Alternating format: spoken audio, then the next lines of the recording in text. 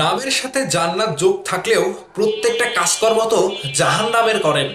অভিনেত্রী জেবা জান্নাত শাকিব খান বালের নায়ক। শাকিব খানকে অপমান করে বলেছে শাকিব খান বালের নায়ক। আমি তো বুঝতে পারছি না, এই জেবা জান্নাত নামের সাথে জান্নাতটা যোগ করে তিনি তো প্রত্যেকটা কাজই জাহান্নামের করে, এটা তো কনফার্ম। তো তিনি গতকালকে শাকিব খানকে নিয়ে হঠাৎ করে পোস্ট করে যে শাকিব খান এটা সেটা, শাকিব খানের ছবি হিট হয় না, এ হয় না, সে হয় না। এক কথায় শাকিব খানকে অপমান করার কোনো লিমিট তিনি রাখেনি, একেবারে লিমিট ক্রস করে ফেলেছে। শাকিব খানকে বলেছে বালের নায়ক। পরবর্তীতে আমি সেই পোস্টে কমেন্ট দেওয়ার পরে তিনি আমাকে এসে আবার বলে, আমি তাকে বলেছিলাম কমেন্টে যে আপনি শাকিব খানের নাম ভাঙিয়ে ভাইরাল হওয়ার ধান্দায় আছেন। তো তিনি আমাকে আবার রিপ্লাই দিয়েছে যে এখন তো এটাই বলবেন। তখন দেখি তার ক্যাপশনটা হঠাৎই চেঞ্জ। তিনি ক্যাপশন চেঞ্জ করে শাকিব খানকে নিয়ে আবারও ক্যাপশনটা লিখেছে অন্যভাবে।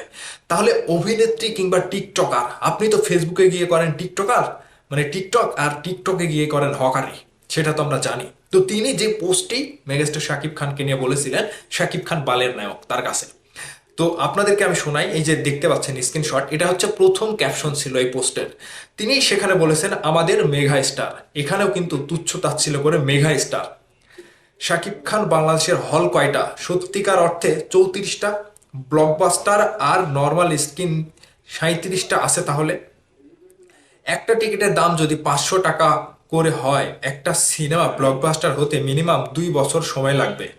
মানে তার মূলধন ফেরত পেতে কিন্তু মানে তার মূলধন ফেরত পেতে কিন্তু 3 দিন হল চলে ছবি যদি হল থেকে নামিয়ে ফেলা হয়। মানে এই যে বাংলা যে লিখেছে, বাংলাটাও সঠিকভাবে বোঝাতে পারেনি।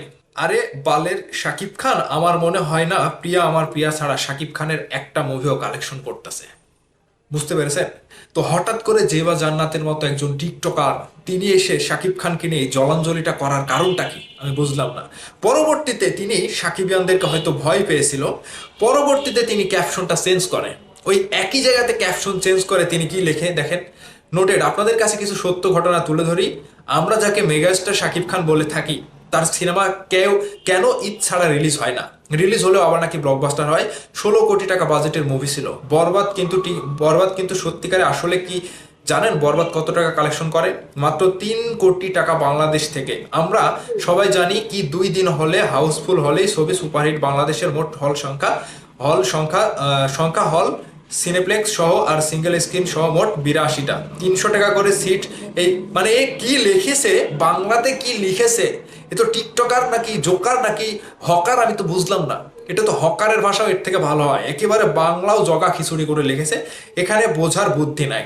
মানে তিনি এটা বোঝাতে চেয়েছে শাকিব খানের কোনো ছবি হিট হয় না, এবং শাকিব খানের ছবি ঈদ ছাড়া রিলিজ হয় না, কিংবা শাকিব খানের ছবি খরচ তুলতে পারে না। মানে কালো টাকা সাদা করার জন্য প্রযোজকেরা শাকিব খানের উপরে ইনভেস্ট করে, মূলত তার বিষয়টা এরকমই ছিল।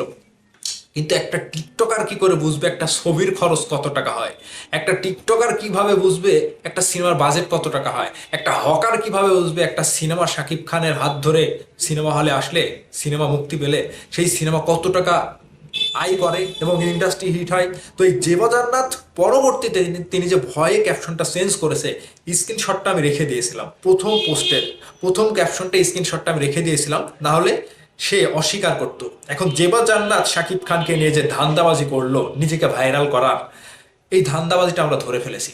কোনো হকার, কোনো টিকটকার শাকিব খানের কাছে তো ফুটো আনাও দাম নাই। তাহলে এই হকার, এই মানে টিকটকার নামের সাথে জান্নাত লাগিয়ে জাহান্নামি কাজ করে বেড়ায়। সিনেমা জগৎ মানেই তো খারাপ, এটা সবাই জানে। কিন্তু নামধারী কিছু ব্যক্তি, তথাকথিত কিছু টিকটকার হকার এসে শাকিব খানকে নিয়ে যাতা বলবে আর ক্ষমা পেয়ে যাবে, মাফ পেয়ে যাবে, এটা তো হয় না। অভিনেত্রী, টিকটকার, হকার জেবা জান্নাতকে বলি শাকিব খানকে নিয়ে যেটা করেছেন, এটার জন্য আপনাকে আবারও আমি চান্স দিলাম। পরবর্তীতে যেন আপনার কাছ থেকে এরকমটা না হয়, বিষয়টা মাথায় রাখবেন।